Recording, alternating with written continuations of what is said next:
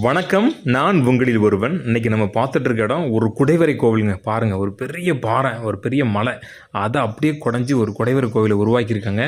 தென்காசி மாவட்டம் வீரசிகாமணி என்ற ஊரில் கைலாசநாதர் குடைவரை கோவிலுங்க.